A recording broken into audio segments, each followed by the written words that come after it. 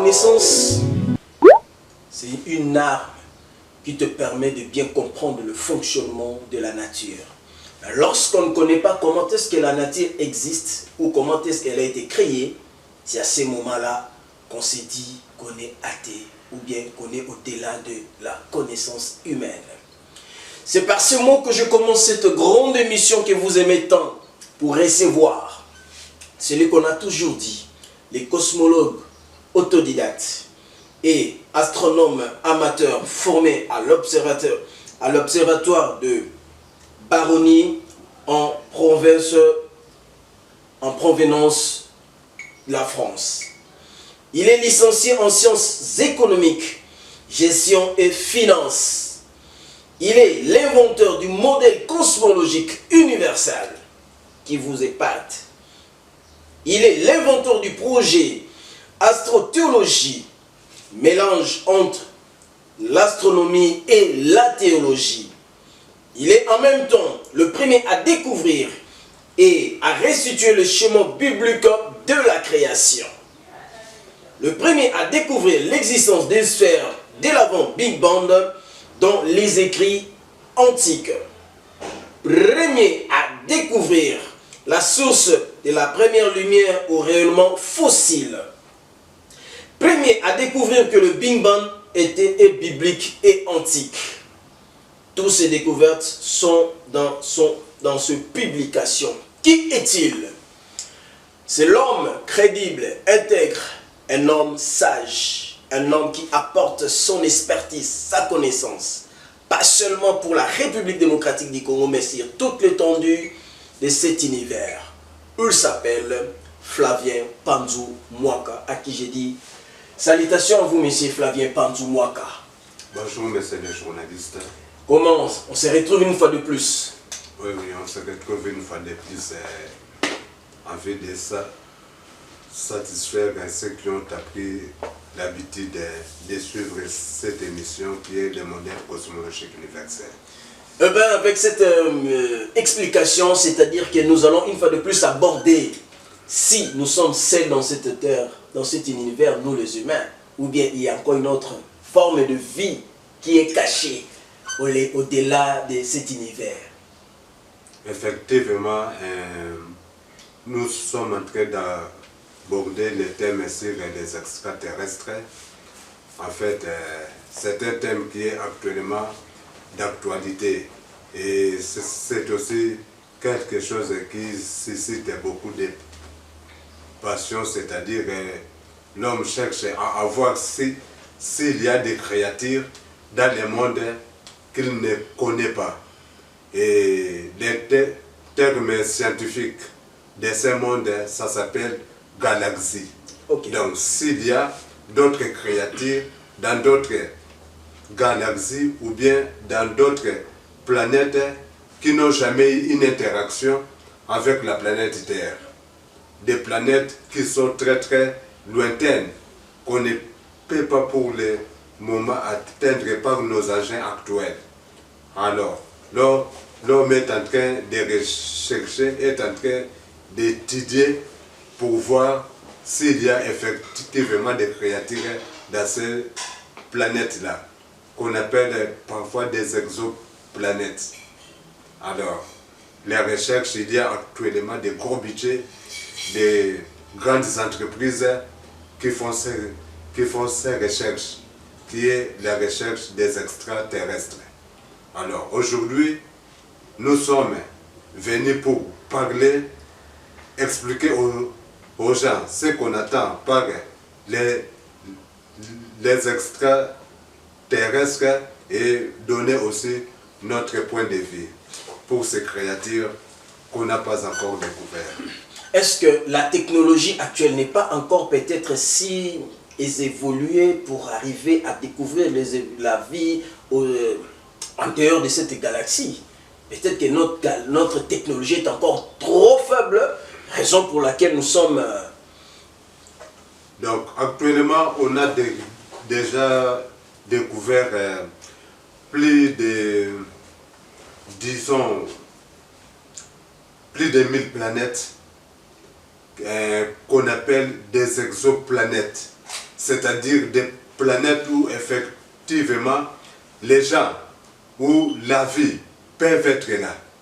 Mais sauf qu'on n'a pas encore découvert les traces de vie. C'est ça. Quand on dit traces de vie, on voit beaucoup plus les fossiles. Parce que quant aux éléments de vie, je vous ai dit une fois que les mêmes matières dont sont faites la Terre, c'est les mêmes matières qu'on retrouve aussi dans d'autres planètes. C'est-à-dire, même dans ces planètes-là, dans ces exoplanètes, on retrouve ce qu'on appelle les briques ou bien les molécules de vie. Mais on ne retrouve pas encore une vie bien composée. C'est-à-dire quelque chose qui vit. Et puis quand on dit quelque chose qui vit, on ne voit pas tout simplement les hommes.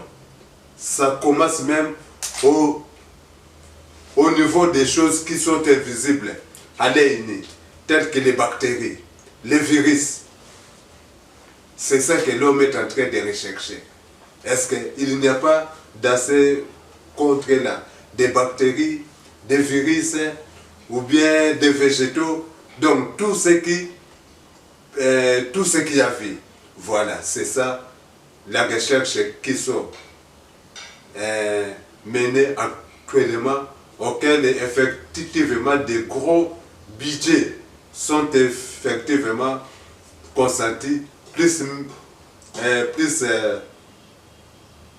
même que les budgets de la République démocratique du Congo. Les budgets de la République démocratique du Congo qui partent jusqu'en ces jours, je pense que les budgets de la République démocratique du Congo dans son ministère de recherche scientifique doivent penser à mettre quelque chose aussi au niveau des recherches que M. Fablin est en train de faire pour que l'expansion soit vraiment effective. M. Flavien, les extraterrestres, un jour, vous êtes sûr que nous allons voir qu'ils existent parce que la technologie continue à faire ses progrès. Les jours où peut-être que l'homme va mettre en place, va créer, va fabriquer quelque chose qui pourra nous dire que bon, voilà, on peut arriver planète Mars, on peut aller de part et d'autre. Comment allons-nous faire pour nous marier avec ces extra personnes que nous ne connaissons pas là? Ok. Là, vous venez effectivement de poser une très bonne question. Je voulais d'abord que ceux qui nous suivent comprennent d'abord ce qu'on attend par extraterrestre. C'est-à-dire, les extraterrestres sont des êtres dont l'origine n'est pas la Terre. C'est-à-dire des êtres dont l'origine vient d'une autre planète que la Terre. C'est ces êtres-là qu'on appelle des extraterrestres. Alors, vous m'avez posé la question de savoir si vous voulez un peu répéter la question. Si aujourd'hui, la technologie nous permettait d'avoir que nous puissions avoir une certaine relation avec des gens qui ne font pas partie de cette Terre. Parce que au-delà de la galaxie, de cette galaxie, vous venez de dire qu'il y en a plus ou moins 1000 planètes. Il peut y avoir qu'au-delà de cette planète Terre, il y a encore une autre planète qui peut avoir de mode de vie.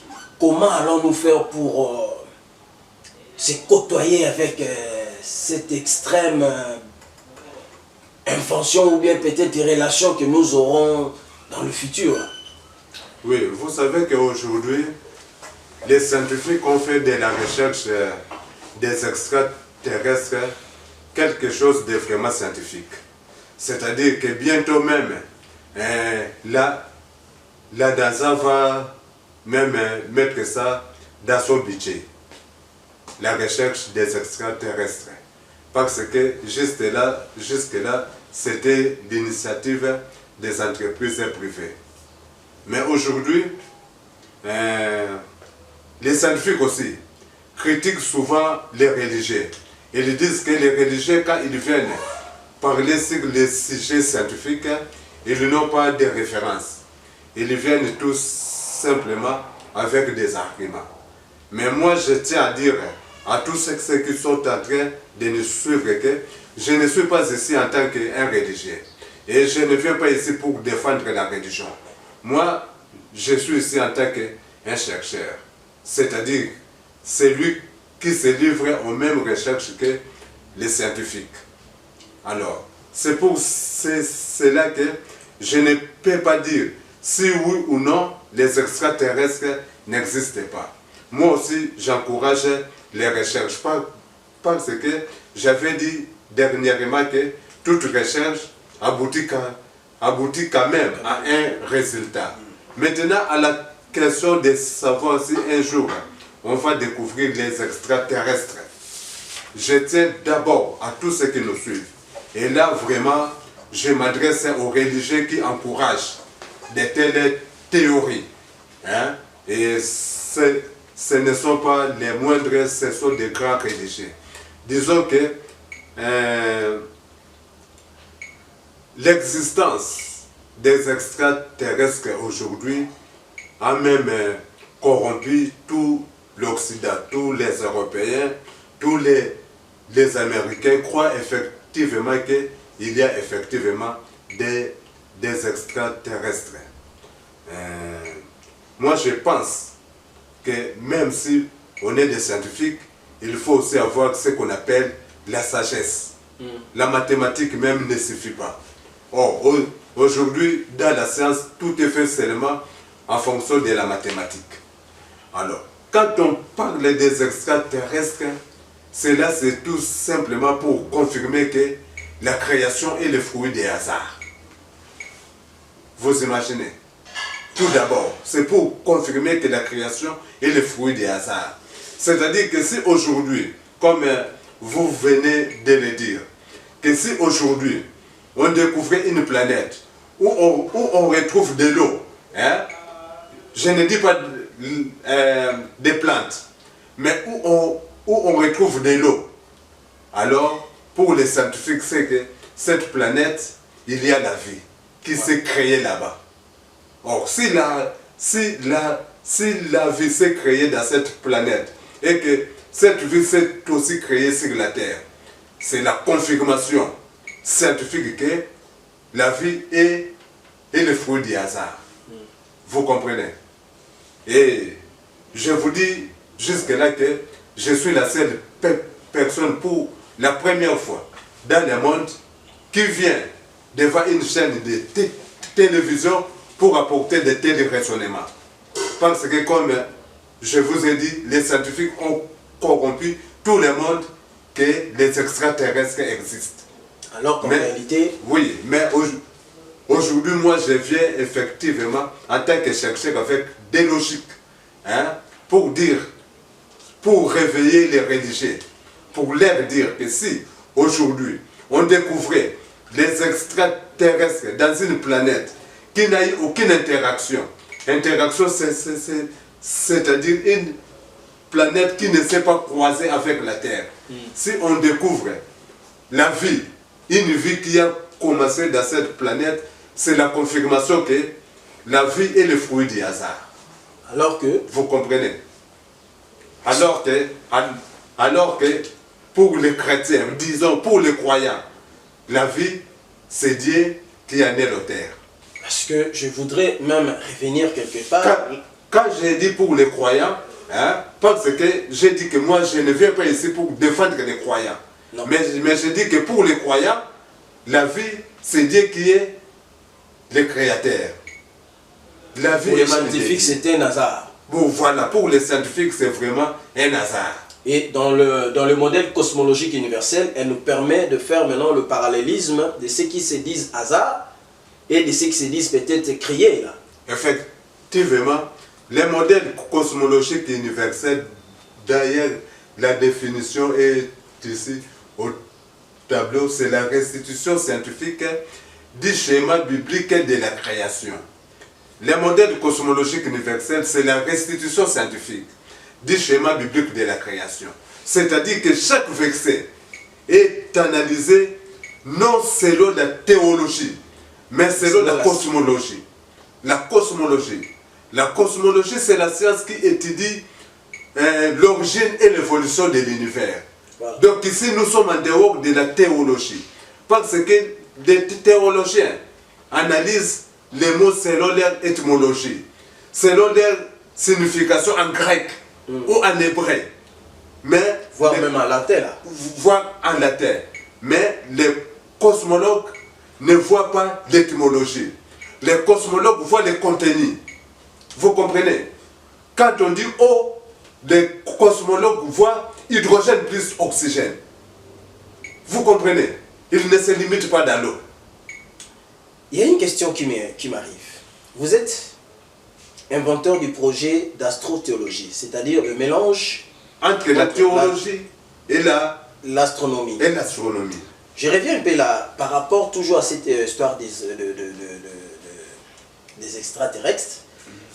Il y a un mode de vue que c'est schéma biblique de la création que vous défendez. Il y a un autre mode de vie de personnes qui vivent, qu'on les appelle des anges. Que pensez-vous? Ils sont des extraterrestres? Ils sont dans quel positionnement le modèle cosmologique universel peut situer les anges? Le modèle cosmologique universel veut rester dans un cadre purement scientifique. Un cadre purement scientifique, c'est-à-dire un cadre où on ne peut dire que des choses qu'on peut démontrer d'une manière scientifique. Or, quand on parle des anges, hein, il n'y a pas de démonstration scientifique. Voilà, disons qu'on est dans un domaine purement spirituel. Quand on parle des anges, on est dans un domaine purement spirituel. Or, dans les modèles cosmologiques universels, hein, nous prenons la relève. Il est écrit, au commencement Dieu créa les cieux et la terre. Mais les modèles cosmologiques universels commencent effectivement à partir du deuxième verset. La terre était en forme vide jusqu'à la fin.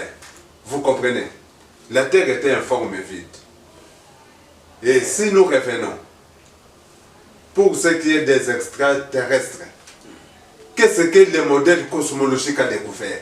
Que personne jusque-là n'a jamais découvert. Pour cette question des extraterrestres, je veux que les religieux qui nous suivent, qu'ils nous suivent avec beaucoup d'attention. Et je leur dis que tout ce que je suis en train de dire fait partie du modèle, toutes les découvertes que j'ai dit ici à travers cette chaîne, fait partie du modèle cosmologique universel. Parce que demain ou après-demain, vous allez apprendre qu'il y a des savants français ou américains, des théologiens français ou américains qui vont commencer à développer ça d'une manière perfectionnée, et on dira que ce sont eux qui sont les créateurs de ce que moi je suis en train de dévoiler d'une manière un peu brute. Heureusement que vous en avez écrit, par exemple, ce que je suis en train de voir, l'astronomie et la théologie. Effectivement, que tout ce que je suis en train de découvrir, actuellement, je suis en train de consigner ça dans des livres. Parce qu'on dit souvent que les Africains, même quand ils découvrent des choses, ils n'écrivent pas. Des jours après, ils apprennent qu'un Européen obtient un prix Nobel en fonction de ce que l'Africain avait découvert. Voilà, en fonction de ce que l'Africain avait effectivement découvert. Mais moi, j'étais à noter tout ce que je suis en train de découvrir. Et jusque-là, je vous dis que même quand je publie, mes livres ne sont pas vraiment acceptés par les Européens. C'est-à-dire, ils ne sont pas édités par eux, parce que qu'est-ce que font les Européens pour accepter un livre à l'édition? Vous envoyez votre texte. Ils prennent ça, ils le donnent à une personne pour lire. Et ils entendent les points de vue de cette personne. Or, il se peut que l'astro-théologie, jusque-là, il n'y a pas de gens qui sont oui et ils disent non, non. Ces écrits, je rejette ça. Voyez-vous? Pourquoi aujourd'hui, mes livres ne sont pas assez sponsorisés. La presse n'en parle pas. Mais revenons d'abord sur le sujet d'aujourd'hui qui concerne effectivement les extraterrestres. qu'est-ce que nous avons découvert dans le modèle cosmologique universel? On vous écoute. Oui, ok. C'est que dans le modèle cosmologique universel, nous avons découvert la formule de la vie. Et vous savez, jusque-là, parmi toutes les formules qu'on a découvertes dans la science, connaissez-vous la plus grande de toutes ces formules? Laquelle? Eh bien, c'est énergie est égale à mc d carré. Ok. C'est la formule qu'a découvert Albert Einstein dans la relativité générale. C'est ça. E est égal à mc carré. Ça, c'est ce que Albert Einstein a découvert. C'est ce qui fait d'Albert Einstein aujourd'hui l'apôtre Paul de la science. Vous comprenez? Albert Einstein aujourd'hui est considéré comme l'apôtre Paul de la science. C'est-à-dire tout ce qu'il a prédit, tout ce qu'il a dit est en train effectivement d'être découvert aujourd'hui. Et de se concrétiser. Et de se concrétiser, effectivement, Albert Einstein. Mais aujourd'hui, moi j'ai découvert que, au-delà de cette formule, la vie, la formule est littérature. Littératurement, là. En tant que littérature. Et pourtant, c'est ça la formule de la vie. On dit Dieu créa l'homme de la poussière de la terre. L'attention des personnes. Laquelle? Tout d'abord, avant de découvrir la sphère de l'avant Big Bang, il y avait un verset biblique qui disait qu'au commencement, la terre était informe et vide. Ouais. Ce qui m'a permis de découvrir l'existence de la sphère de l'avant Big Bang que les scientifiques n'ont jamais découvert.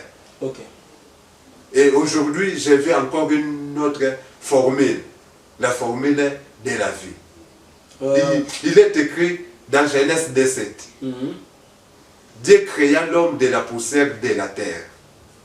Il souffla dans ses narines un souffle de vie et l'homme devint un être vivant. Jusque-là, nous l'avons lu en tant que littérature. Littératurement, là. En tant que littérature. Et pourtant, c'est ça la formule de la vie. On dit Dieu créa l'homme de la poussière de la terre. Il souffla dans ses narines le souffle de vie et l'homme devint un être vivant. Alors, de ces versets-là qui se retrouvent dans Genèse 17, nous avons extrait cette formule-là. Vie est égale à la poussière de la terre plus un souffle de vie qui mis sous forme de formules mathématiques, nous avons VI est égal à PT plus SV. PT veut dire poussière. Poussière de la terre plus souffle de vie. Et vous avez là-bas la vie. Voyez-vous? Poussière de la terre plus souffle de vie. Donc, le contraire maintenant. Non, là, on ne parlera pas des contraires. C'est-à-dire que ici, les astrophysiciens eux-mêmes savaient comment développer ça. Comment développer ça? Mais quelles sont les matières qui sont dans les poussières de la terre? Effectivement, quelles sont les matières qui sont dans les poussières de la terre? Aujourd'hui, dans la science, les astrophysiciens, les scientifiques parlent de la poussière des étoiles. Ils disent que l'homme est fait de la poussière des étoiles. Mais, sauf que, ils ne mentionnent pas le souffle de vie. Or, la poussière des étoiles, aujourd'hui, ils ont découvert que l'homme est composé de beaucoup de matières qui fait partie de la poussière de la terre. Mais les matières qui sont effectivement prioritaires en très grande quantité dans l'homme, ils ont abrégé ça avec ça. Chinops. Chinops. Voilà.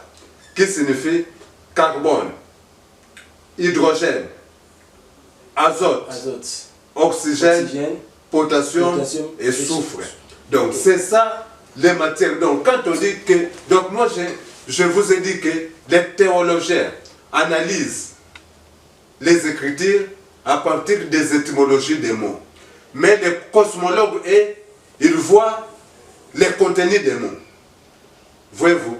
Donc quand on dit que l'homme est créé de la poussière de la terre, c'est-à-dire que si vous prenez un médicament multivitaminé, hein, un médicament multivitaminé, tel que astimine, l'inévite, et que vous commencez à regarder la composition de ces médicaments, les ingrédients, et là vous avez toute la poussière de la terre qui sont constitués notre organisme. Ok. Alors, pour les scientifiques, la nature a réuni ces poussières de la terre pour en faire un être vivant. Vous comprenez maintenant? C'est un hasard. Voilà, un hasard. Donc, de cette ressemblance pour créer un être humain. Voilà, un être humain. C'est ça pour la science. Voyez-vous? Alors, c'est ainsi que, en découvrant à ce jour, effectivement, cette formule de la vie que jamais quelqu'un n'a découvert, que maintenant, les religieux, les croyants ont maintenant la formule qui leur permet aujourd'hui de dire que les extraterrestres n'existent pas. Parce que pour avoir la vie, il faut poussière de la terre plus souffle de vie. Alors que là, il n'y a même pas de poussière de terre. Voilà, effectivement. Il n'y a rien. Il n'y a rien. Donc, quand Dieu a créé l'homme sur la terre, là c'est dans Genèse 2:28. Quand Dieu l'homme a créé l'homme sur la terre, il lui a dit, multipliez-vous et remplissez et assujettissez l'univers. Donc tout doit partir de la terre pour aller coloniser ailleurs. Donc c'est l'homme d'amener la vie ailleurs. Vous comprenez? Alors là, effectivement, je crois que nous avons effectivement atterri avec ce que sur notre point de vue concernant les extraterrestres. Souffle de terre, poussière de la terre, plus souffle de vie est égal à la vie. Et toute cette formule ici, chers téléspectateurs, chez les extraterrestres, il n'y en a pas. C'est-à-dire qu'il n'y a pas une autre vie. Et chers Européens, et donc ce peuple africain qui a besoin d'émerger, c'est hyper important, une franche collaboration. Toute cette publication de M. Flavien, elle a besoin que vous puissiez les lire là où vous êtes, dans toutes les langues possibles. Nous avons la possibilité de vous les donner et de vous les confier. Il suffit de faire confiance, parce que vous avez fait confiance aux ce qu'on appelle pyramides de l'Égypte, vous avez fait confiance aux pyramides du Soudan, eh bien, vous êtes débrouillés pour que vous puissiez venir et voir ce qu'a été l'Afrique. L'Afrique peut donner quelque chose de bien. Ce n'est pas seulement chez vous que ça peut donner quelque chose de bien. Faites confiance à ces chercheurs. Il a tout ce qu'il a, c'est pour l'intérêt de la nation, c'est pour l'intérêt de l'univers. Nous allons pratiquement... Je vais vous poser encore une autre question, monsieur Flavien. La planète Mars. Qu'est-ce qui se passe dans cette planète Mars? La planète Mars, effectivement, c'est la planète la plus proche de la Terre. Voilà. C'est la planète où l'homme cherche maintenant à aller voir sur place. Mais avant de partir sur place, il a envoyé des engins qui sont aujourd'hui en train de sillonner cette planète pour voir s'il y a des traces de vie. Et ça fait maintenant, les recherches maintenant ont fait plus de 5 ans. Jusque-là, on ne retrouve pas les traces de vie. Mais les recherches, ça continue quand même autour de la planète Mars. Vous les terriens, vous pensez, les hasards a fait que vous soyez ici, sur cette planète Terre. Mais qu'est-ce qui se passe dans vous? Vous avez toujours tendance de vouloir aller chercher ce qui est un peu lointain. Comme vous aussi, vous allez très loin dans vos raisonnements. Non, c'est-à-dire que je vous ai dit le verset là de Genèse 1, verset 28.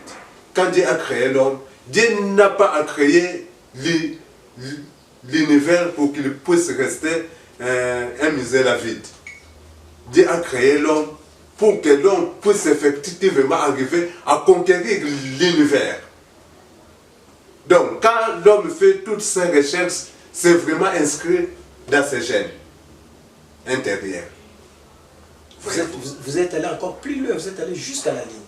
Effectivement, d'ailleurs, la ligne, c'est encore plus près que Marx. C'est encore plus près que Marx, c'est ainsi que l'homme est allé, là aussi, il a prélevé les échantillons pour étudier, mais il n'y a pas de traces de vie. Même à la ligne, il n'y a pas de traces de vie. Même à la ligne, il n'y a pas de traces de vie. Est-ce que le modèle cosmologique universel peut nous expliquer pourquoi il y a des changements? Tantôt ça paraît en grand, tantôt ça paraît comme une arc, tantôt ça paraît un peu petit là, cette ligne-là. Non, ce n'est même pas une question du modèle cosmologique universel. Tout dans l'univers, que ce soit le soleil lui-même, que ce soit la Terre, que ce soit la Lune, que ce soit les planètes, toutes les astres font des rotations. Or, la Lune tourne autour de la Terre. Donc il arrive un moment où il présente, c'est un peu comme l'exemple de la Lune. Hein? Quand il est droit effectivement sur la face de la Terre, alors là maintenant on voit la pleine ligne. Mais dans certaines nations, ce n'est qu'une sphère de la ligne qui est visible. Voyez-vous? Or, ce qui fait que quand la ligne est en train de tout tourner, hein, c'est selon la face dont il présente sur la Terre, c'est par là qu'il se présente effectivement sous différentes formes. Ok. Mais ces livres, ces fameux livres que vous avez dénommés Astronomie et Théologie, c'est quoi? Ok. Aujourd'hui, je tiens à dire à tout le monde que maintenant il y a la publication de ces livres sur le marché qui a pour titre Avant Big Bang à la lumière.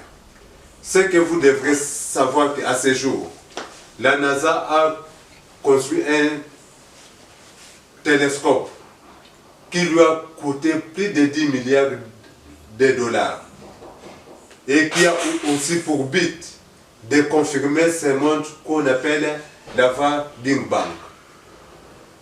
Mais aujourd'hui, moi j'amène des résultats à travers ces livres. Avant Big Bang à la lumière parle d'une sphère que nous ne voyons plus. Parce que en science, on dit que tout a commencé avec le Big Bang. Mais qu'avait-il avant le Big Bang? Ça, c'est le premier livre dans le monde qui répond à cette question. Vous avez bien cherché dans le monde, il n'y a pas de livre qui parle de l'avant Big Bang. C'est-à-dire, dans le monde, tout le monde a parlé selon son raisonnement. Mais nous avons découvert cette sphère. En analysant les schémas bibliques de la création, nous avons découvert que l'avant Big Bang était bel et bien décrit. Et c'est ça que nous portons maintenant à la connaissance du monde à travers ces livres. En Mauritanie, au Soudan, en Afrique du Sud, même en Pérou, qu'est-ce que vous leur dites? Qu'est-ce que vous leur dites? D'abord, je reprends ce que vous venez de dire là, en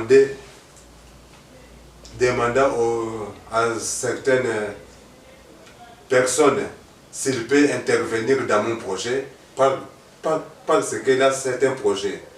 Mais ce n'est pas un projet qui demande effectivement des moyens financiers. S'ils vont me recevoir, je vais leur expliquer mon projet. Quel est mon objectif ou bien mon but pour le moment? C'est de faire entrer le nom de la République démocratique du Congo dans la science, dans la physique théorique. Okay. Ça n'a jamais été fait. Parce qu'il y a toujours un Français, il y a toujours un Allemand, il y a Français, toujours un Allemand, un Américain. Voilà. Maintenant, moi, mon objectif, c'est vraiment de faire entrer les noms de la République démocratique du Congo, voire même les noms d'un Africain dans la science. Voyez-vous, à travers mes publications. Mais pour ça, il faut que ces publications puissent s'effectuer là où il faut. Si aujourd'hui on parle de Messi en tant que premier joueur du monde, c'est parce qu'il a évolué là où il faut. Vous comprenez? Okay. Parce qu'il a joué là où il faut. On peut continuer à créer ici un République démocratique du Congo, ça risque d'avoir des effets plus tard. Mais moi, je veux que les effets soient immédiats. Alors, pour résumer sur tout ce que nous venons de parler aujourd'hui concernant les extraterrestres, hein, nous ne nions pas si les extraterrestres existent ou pas, mais est-il que moi, je viens de découvrir qu'est-ce que la vie dans des écrits en provenance des papyrus. Ce que les gens oublient et que les écrits bibliques nous viennent des textes anciens qu'on a déterrés sur la terre. Voyez-vous? Il y a même les autres qui ne sont même pas inclus voilà. dans ce livre. Et dans ce texte-là ancien, ce qu'on appelle le schéma biblique de la création, contenu dans les livres de Genèse 1 et 2, c'est là où je suis allé découvrir la formule de la vie, qui fait que vie égale poussière de la terre plus souffle de vie. Pour avoir le plus le développement de cette formule, là, je recommande aux gens d'acheter ces livres. Donc, pour moi, effectivement, les extraterrestres n'existent pas. Et là, c'est vraiment un point de vue individuel qui ne fait pas partie du modèle cosmologique universel. Mais même si quelqu'un dit que les extraterrestres existent, qu'ils soient religieux ou scientifiques, ça fait toujours partie de son propre point de vue. Mais moi, je suis le premier à exhiber une formule qui démontre que les extraterrestres n'existent pas. Après, vous m'avez dit encore que, à propos de quoi, pour résumer? Pour résumer, même le livre.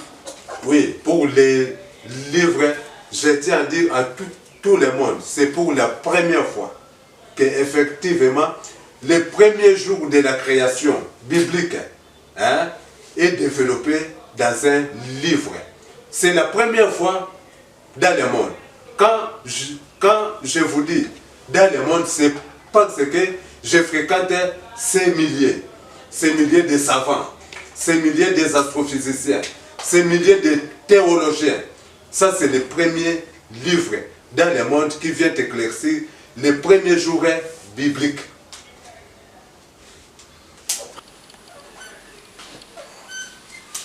C'est par cette conclusion d'aujourd'hui que nous mettons un point à ces grands magazines. On se retrouve au tout prochain numéro. Portez-vous bien. Continuez à visiter notre page Facebook, notre page Instagram, YouTube et partout dans toutes nos plateformes. Vous ne serez pas déçus. Téléchargez cette émission. Faites parler de cette émission. Faites parler des modèles cosmologiques universels. Vous ne serez pas déçus. Merci. On se retrouve au tout prochain numéro.